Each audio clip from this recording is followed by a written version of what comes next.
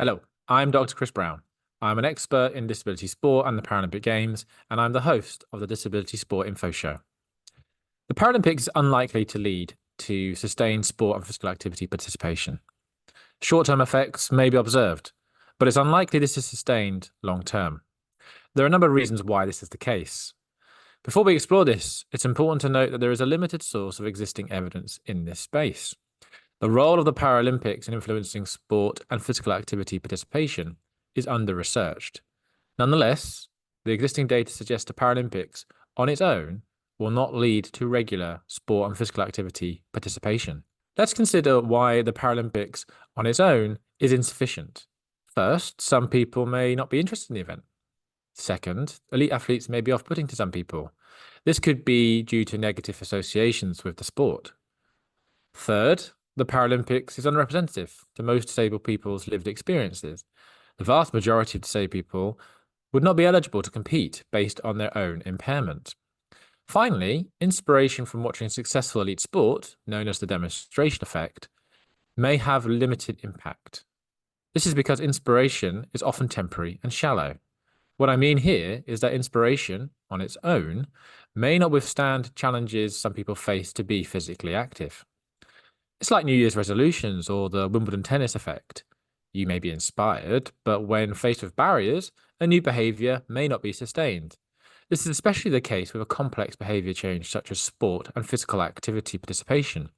To achieve complex behavior change such as this, a strong drive and motivation to be active is likely required. Unless sport and physical activity is important to one's identity, inspiration is likely to be buffeted by internal and external pressures. Scholars argue the Paralympics must be leveraged to increase sport and physical activity participation. But what is leveraging?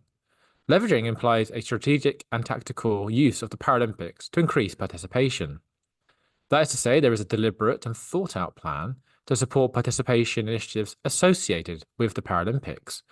This should involve creating a strong infrastructure and foundation for sport and physical activity before the Paralympics. By actively preparing ahead of the Paralympics, inspiration can be maximized.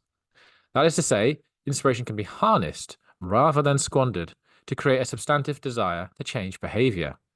The Paralympics would therefore represent the cherry on top of the cake, not the cake itself. Leveraging also requires a clear and agreed commitment amongst all stakeholders working to increase sport and physical activity participation. Leveraging is not easy. It is a resource-intensive process that requires many organizations and actors working together. There is limited evidence for leveraging being carried out by stakeholders. There is a need to further understand how leveraging is operationalized by those who use it. Let's now turn to a case study in the form of the London 2012 Paralympics. London 2012 was a game changer for Paralympic sport. It was a significant moment in the history of the Paralympics. Record-breaking crowds witnessed the event. But data suggests this landmark event has not moved the dial for disabled people's sport participation. It's true to say there was a short-term spike in participation. This lasted for about a year after the event, but by 2016, participation levels were similar to 2010-2011 figures. So why was the initial participation spike not maintained? As you can imagine, this is a complex question with multiple factors.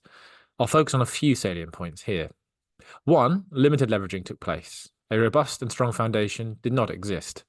Second, the London 2012 Paralympics were held amid austerity and a squeeze on people's living standards.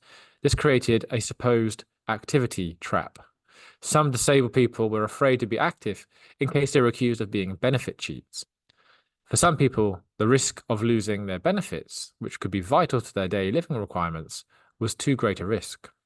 Finally, we must not ignore the role of context. Like I just discussed, the economic and social picture was difficult when the Games were hosted. Furthermore, in recent times, we've had the impact of COVID and the cost of living crisis. The Paralympics is not immune to external forces dampening the potency of its impact. To conclude, the Paralympics can inspire some people to be more active and to participate in sport, but it's not the solution for a population-wide approach.